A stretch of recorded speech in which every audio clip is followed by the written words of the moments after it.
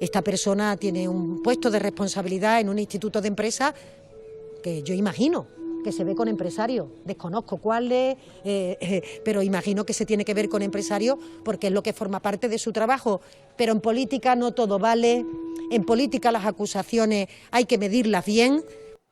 No todo vale, pero si vamos a ir contra la familia, contra la pareja, contra un padre muerto de Isabel Díaz Ayuso, ¡ay, nos remangamos, hacemos filtraciones de la Fiscalía, metemos las narices en informes tributarios que no deberíamos ni conocer! ¿Qué más nos da? Nah. Por cierto, la explicación sobre... Hablaba de Begoña Gómez, dice, trabajará y se reunirá con empresarios. ¿Qué más da? No lo sé. ¿Cómo que qué más da? No lo sé.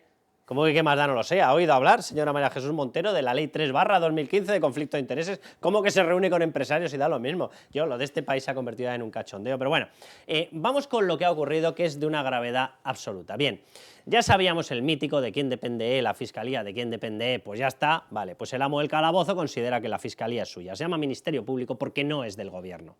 Es de lo público, y lo público es de toda la población. Pero bueno, intentar explicarle esto a un socialista es causa totalmente perdida. Bien, atención a lo que ha ocurrido con el famoso informe, la querella, por parte de la Fiscalía de quién depende, ¿vale?, con la Fiscalía en el momento en el que ya tenían terminado el informe, que era una bomba absoluta, que aparecía básicamente ya todo, que aparecía de hecho más que en la querella posterior, y posterior a que me estoy refiriendo al 23J. Bien, la Fiscalía tenía un borrador, ese borrador era previo al 23J, lo paró. Esto, normalmente cuando pasas un borrador, en 2 o 3 días te lo han devuelto. Y ya se autoriza, se mete la querella y se acabó. Bien, pues se paró y saltó desde junio hasta septiembre. Bien, ¿y qué ocurrió por el camino? Uno, que habían pasado ya las elecciones, con lo cual fuimos todos a votar sin saber que el Partido Socialista había tenido una red literalmente montada para el cobro de comisiones ilegales para robar dinero en el COVID, donde están implicados a estas alturas nada más y nada menos que 6 personas que o fueron ministro o tienen cargo de ministro ahora, 2 secretarios de organización del partido, los que reparten la pasta y los cargos, una presidenta del Congreso de los Diputados, 2 presidentes autonómicos y 20 altos cargos del Partido Socialista. Vamos, Alibaba. Literalmente, y todos los ladrones. Bien, pues todos esos deberían haber aparecido y haberlo conocido todos antes de las elecciones. Pasaron las elecciones porque se tapó y posteriormente lo hemos conocido. Por cierto, por el camino se perdieron 9 folios. ¿Saben qué 9 folios? Donde aparecen transcritas las conversaciones. ¿De quién? De Koldo con Aldama. ¿Quién es Aldama? El contacto de Begoña Gómez. Maravilloso, no todo vale, ¿verdad? Ah, pero utilizar la Fiscalía para pisotear la capacidad de conocimiento de la población cuando va a votar, eso sí. Porque eso nos suena a dictadura, y es que así somos los de izquierdas. Yo, de verdad, es una cosa surrealista, Luis Fernando.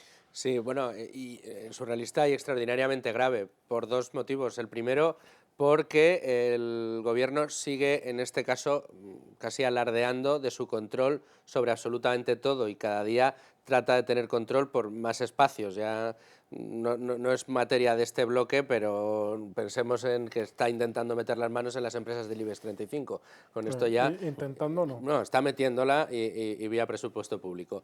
Pero en este caso la Fiscalía, el uso que ha hecho es desde luego torticero, pero con mucho tino, porque efectivamente, como tú dices, se nos hurtó a todos los españoles el conocimiento sobre ese caso para las elecciones del 23J. Ay, que fíjate, Luis Fer, que es verdad que en España se ha instalado una práctica, a mí me parece nauseabunda, la veamos fétida, que es, no, jueces y fiscales vamos a parar nuestras actuaciones que viene un proceso electoral. ¿Cómo que lo van a parar? Acelérenlo. O sea, es que la población tiene derecho a conocer la información. ¿Pero qué es esto de lo voy a parar? No, así van a votar con una venda en los ojos. ¿Pero desde cuándo se ha ido a votar así? Pero eso es general. Pero es que, repito, no solamente es que pasara de junio, ahora les vamos a mostrar los documentos, de junio hasta septiembre, es que por el camino se cayeron 9 folios. Claro, pero es que ahí tiene que entrar habrá que pedir responsabilidades en Fiscalía. ¿A quién? ¿A Álvaro García Ortiz? Pues al fiscal general, que ya tiene 2 sentencias del Supremo en contra. Pues una por desviación de poder para enchufar a la predecesora, que había sido ministra de Justicia socialista, Dolores Delgado, y la otra porque le ocultaron un expediente a un fiscal, Estampa, que le hubiese permitido defenderse mejor, porque habían decidido que no tenía que defenderse mejor. Pues ahora tendrá que dar explicaciones del por qué se para este proceso y por qué faltan 9 folios. Bueno, Montero, hablando de la Fiscalía, y te doy la palabra, Carmelo. Atención a la explicación de Montero, ¿eh?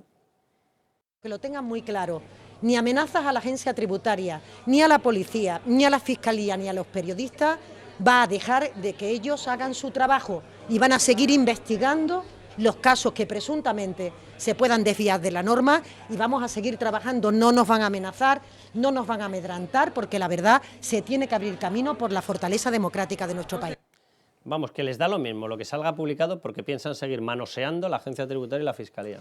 Es que es una vergüenza porque esta señora es la que le dijo a algún diputado del PP, no hemos llegado a saber cuál, tú cuidado cuando estábamos hablando de las filtraciones. Yo hablé con dos que estaban en esa grada, en la zona donde estaba señalando, y todavía en estos momentos están con miedo y dicen, no sabemos si era para mí, si era para este, si era para el otro, y todavía andan con miedo. Que una ministra de Hacienda, una ministra que controla la agencia tributaria, y ya hemos visto que lo hace sin ningún escrúpulo, haga esas acusaciones, a mí me parece de las cosas, esas amenazas, mejor dicho, de las cosas más graves que han pasado últimamente. Pero es que luego encima la tía se permite salir diciendo que no nos van a amenazar, o sea, no van a hacer lo que he hecho yo directamente. Respecto al uso de la fiscalía, es cierto que como tú bien dices, Carlos, es una práctica bastante habitual que en fechas muy cercanas a elecciones... Es patético, es que la argumentación es surrealista. Os vamos a dejar sin información, que total, sois unos pobres tontitos votando. Pero vaya a ser que cambiéis la idea de voto. En este caso, es que tampoco, o sea, estamos hablando de junio y de unas elecciones a finales de julio. Es decir, no es que no quiero interrumpir en la última semana de las elecciones, que es un argumento malo, pero que es que ni siquiera estamos en ese caso. Y estamos hablando además de unas elecciones en las que el resultado final se decidió por muy pocos votos.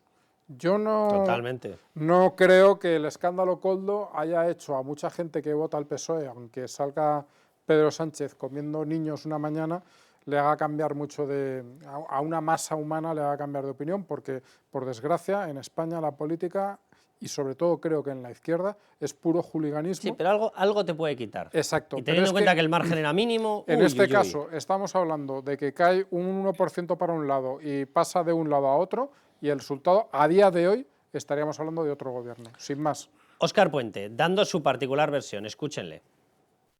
Hay una diferencia evidente entre ustedes y nosotros. Nosotros, ante los casos de corrupción que nos afectan, nosotros tomamos medidas, adoptamos medidas. Ustedes se ufanan muchas veces en los casos de corrupción que les afectan.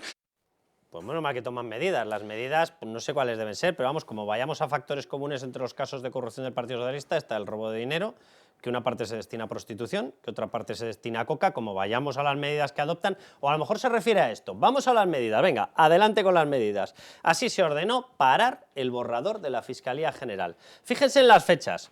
28 de junio, el fiscal Luis Pastor. Este era el primer informe, tenía 37 folios. Bien, del primer informe, 28 de junio de 2023, pasaríamos al 23 de julio, que fueron las elecciones. Si esto se hubiese filtrado, evidentemente se hubiese podido conocer antes de las elecciones. Tenía que no filtrarse, tenía que mantenerse secreto, vale. En el momento en el que tú cursas un documento, a partir de ahí hay un riesgo de filtración, y eso lo sabía el PSOE de arriba a abajo, y lo sabía Pedro Sánchez perfectamente. Bien, siguiente informe que aparece, del 28 de junio, pasamos al 6 de septiembre, aquí tienen la fecha. 6 de septiembre de 2023, el fiscal Luis Pastor Mota, exactamente el mismo, pero ya habían pasado las elecciones. Repito, con las fechas de los documentos del 28 de junio, pasado ya el 23J de las elecciones, al 6 de septiembre. ¿Y quién era ya presidente o quién ya tenía los votos para ser presidente? Pues ya podía empezar a negociar la investidura Pedro Sánchez, porque ya tenía los votos suficientes como para sumar. Bien, ¿qué ocurrió de este documento a este documento? 37 folios en este, 9 folios que se cayeron aquí. Bien, ¿cuáles son los 9 folios que se cayeron? Casualmente, la transcripción de las conversaciones por WhatsApp. ¿Entre quién? Había una serie de personas, pero 2 de las personas que estaban siendo grabadas, interceptadas, a los que se les estaban volcando las conversaciones de WhatsApp, ¿quiénes eran? Koldo, uno de los líderes de la trama, y el otro, ¿quién era? Aldama. Vale, ¿quién es Aldama? Víctor de Aldama fue el contacto de Begoña Gómez justo cuando se estaba negociando el rescate de Globalia. ¿Con quién? Con el CEO de Globalia, Javier Hidalgo, y con Begoña Gómez. Begoña Gómez, Aldama, Javier Hidalgo. Bien, pues justo la persona de la que se iban a filtrar las conversaciones o de quien se iban a meter en este informe, que en este se metieron y en este se cayeron, era de Aldama, el contacto de Begoña Gómez. Pequeño problema, ¿verdad? ¿Cómo que no todo vale, señora María Jesús Montero? ¿Cómo que no todo vale? Pero manosear la Fiscalía, eso sí que vale, ¿verdad?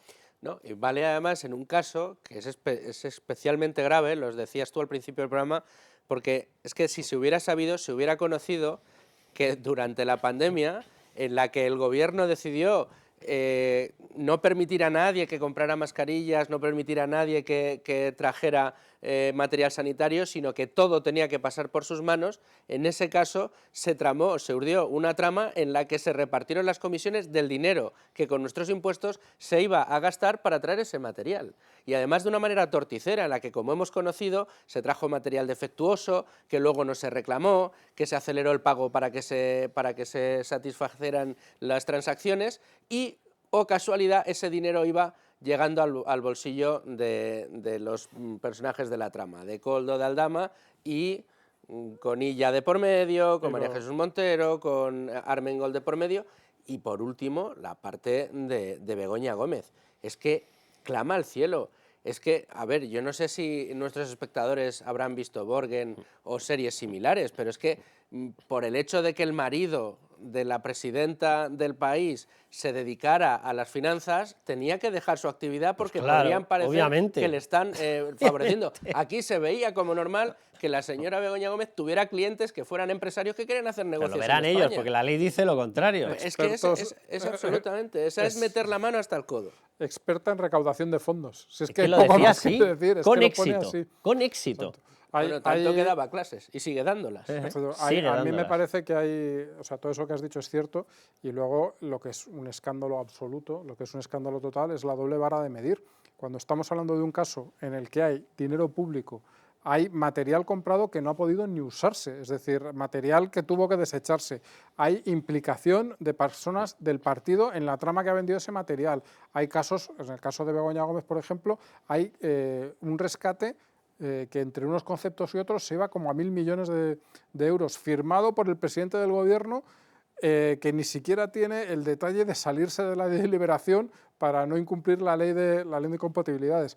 Pues todo eso no es nada, y en cambio que alguien con el que no estás ni siquiera casado, con el que no tienes ningún vínculo jurídico, ningún vínculo económico, tenga un problema con Hacienda, eso ya es el motivo para la dimisión. Es que es, con perdón de la palabra, acojonante. O sea, es una cosa increíble cómo puede tener ellos esa cara tan dura, pero bueno, ellos la tienen. Pero toda la corte mediática que les ayuda a defender esas, llamémosle teorías, es que de verdad es una cosa increíble. Dejadme que conecte ya con Fernando de Rosa. Fernando, ¿cómo estás? Muy bien, ¿cómo estamos, Carlos? Magistrado de carrera, de formación, de vocación y ahora en una batalla política más necesaria que nunca. Fernando, te quiero preguntar por esto. Es verdad, y además lo hemos criticado, que bueno, pues en España se ha implantado esa corriente de no va a haber actuaciones judiciales, fiscales, etcétera, en periodo electoral. Y dices, ¿y por qué no? ¿Y por qué no? O sea, de verdad, que tengamos conocimiento de todo lo que tengamos. Pero independientemente de eso, es muy llamativo que esta fiscalía, la mítica fiscalía ¿de quién depende? Pues ya está, de Pedro Sánchez, haya hecho lo que acabamos de ver. Es decir, tenía un primer borrador clarísimamente antes de una cita electoral absolutamente decisiva para España. Casualmente ese borrador pasa desde junio hasta septiembre, se salta esa fecha electoral y reaparece otro borrador transformado, donde se han caído 9 folios.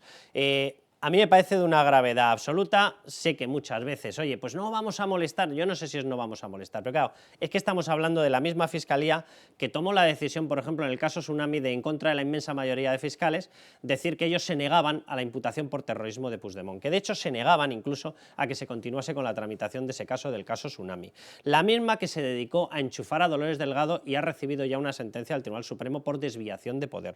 La misma que ha decidido no informar de la amnistía cuando todos los organismos e instituciones están informando, no porque haya querido el gobierno, sino porque o se han solicitado desde la mesa del Senado o han querido hacerlo. ¿Le concedes la misma gravedad, Fernando? Mira, en principio, en primer lugar, Carlos, la costumbre no es parar las investigaciones. La costumbre judicial es que no se celebren juicios. Es decir, los señalamientos pueden variar para que no caigan en la tramitación o la realización del proceso del enjuiciamiento durante una campaña electoral. La investigación no se puede parar porque la investigación va a perseguir delitos y si se paraliza la investigación puede provocar, como que presumo yo que ha ocurrido en este caso, que los delincuentes aprovechen durante ese tiempo para seguir delinquiendo o para destruir pruebas. No hay que olvidar que en este caso Koldo, caso PSOE, se filtró por parte de alguien del entorno del ministro Marlaska a Koldo, que estaba siendo investigado, y es cuando empezó a hablar de Tellado, de Alberto, etcétera, cambiando el sentido ya de esas conversaciones. Por tanto, creo que el fiscal general del Estado lo que ha actuado es de una forma muy peligrosa para la democracia, rayando a algún artículo del Código Penal, ¿no? Porque lo que no se puede es paralizar investigaciones sabiendo que el resultado puede ser beneficioso no para un partido político, que es gravísimo, sino para los propios delincuentes, que también es y mucho. Por eso creo que en este caso el fiscal general del Estado tiene una responsabilidad absoluta y que creo que le van a llover querellas, ¿no? Ya le han llovido con el tema Sí, de sí. la familia de Ayuso y le van a llover mucho más en este tema. Pues muy buena matización, sí señor, Fernando. Vamos a ver, claro, lo que observamos no solamente es el parón, lo que observamos es que se caen determinados folios y justo la parte que se cae va y da la casualidad de que es aquella donde se plasmaban determinadas conversaciones donde aparecía retratado Víctor de Aldama. Yo destacaba antes la inmensa importancia que tiene Víctor de Aldama, uno porque a lo largo del sumario ya se va viendo que el verdadero líder de la trama no era Koldo.